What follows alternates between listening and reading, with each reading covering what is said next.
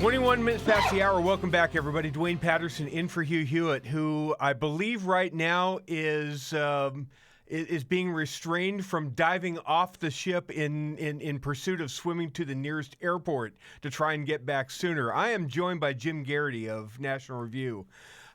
Jim, it's been a heck of a day at sea, as they say. As we were laying this down, we saw the response from Iran, an initial round of 100 missiles inbound. Most of them got intercepted by presumably Iron Dome. I don't know how much American help was involved. Probably some. It's not confirmed yet. At least one looks like it got through and struck the heart and downtown of Tel Aviv. There have been two subsequent missile volleys coming in.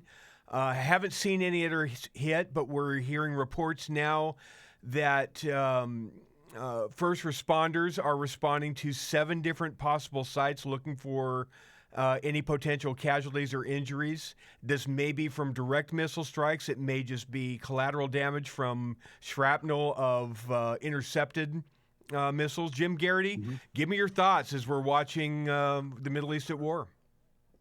Yeah, stunning footage right before we started taping, and probably by the time people hear this, they'll be seeing even more of it. I think last night we all felt elated, or at least a sense of great satisfaction that the Iranian nuclear program was going to be dealt, hopefully, what amounted to a fatal blow. If not that, then a serious setback to the program. Sounds like the Mossad had managed to kill quite a few high-level Iranian nuclear scientists, quite a few high-level Iranian military officials, Iranian Revolutionary Guard Corps officials. But we knew the response was going to come at some point. And apparently the initial response was like 100 drone strikes last night.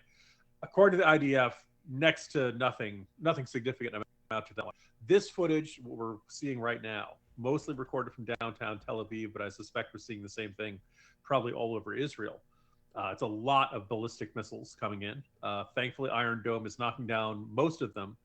But each time you miss one, the consequences of the ground could be very serious. Sure. Now, everybody in Israel has been told, stay near a shelter and get near one the moment you hear an air raid siren or some other alert comes up on your phone or something. So hopefully the human casualties will be minimal. But I kind of feel like this, we knew the Iranians were going to retaliate in some way. This is one of their ways of retaliating.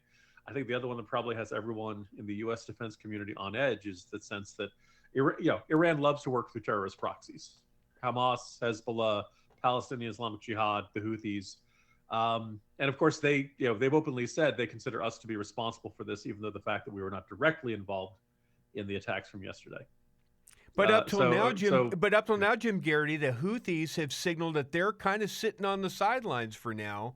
And Hezbollah seems to be sitting on the sidelines for now, which I find kind of interesting. Well, there are a lot fewer Houthis and Hezbollah around than there were a few months ago, Dwayne. That they, it's a rebuilding year, as our football teams are fond of saying. The sense of they're not, the proxies. So the proxies are the New York Jets of terrorist groups. Is that what you're saying? Well, the Jets were striking last night. The good Jets, the very best Jets, considering the air defense systems, I guess I got to give a shout out to the Patriots as well. Okay, so let's talk about what we saw last night when Israel got the green light and launched this attack. This plan was 8 months in the making, maybe a little bit longer. Certainly had to be coordinated with Donald Trump. Now, Israel, if you were to draw up, if you're drawing up the battle plan, if you're the Israeli commander drawing up the battle plan, Jim Geraghty, and you had your best possible scenario estimates for the first battery, the first wave, could you have imagined anything better than what we saw? It's tough to imagine. Now, I was saying the damage to Natanz looked like it had been hammered. I heard some people saying, well, they didn't necessarily hit the sites that were deep underground. Israel doesn't have the bunker buster, bomb technology that we do. They may have to strike some sites more than once.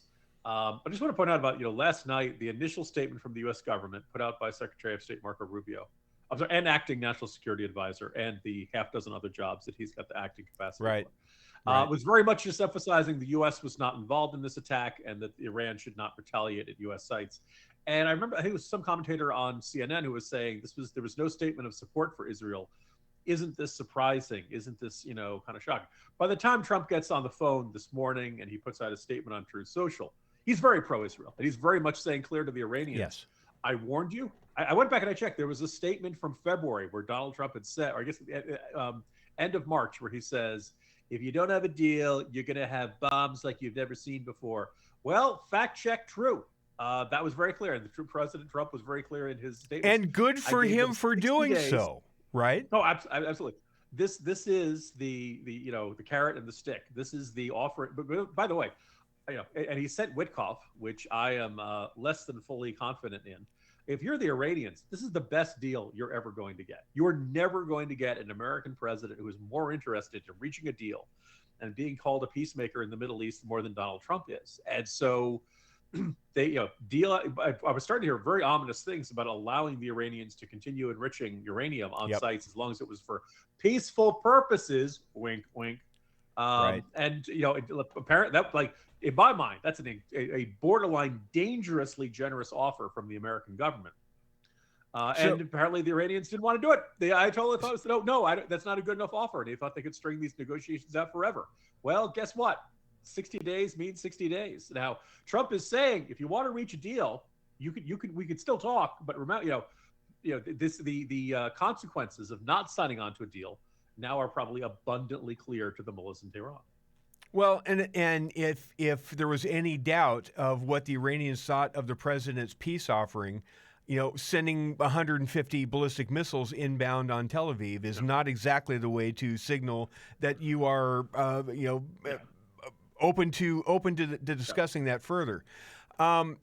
So Israel gets full marks in my book for the precision for how they did this. And in phase one, going after the personnel, the generals and the nuclear scientists. Phase two, adopting the Ukrainian model of importing into Iran a bunch of drones, smuggling in drones to be able to launch from inside Iran to be able to take out, command and control structures.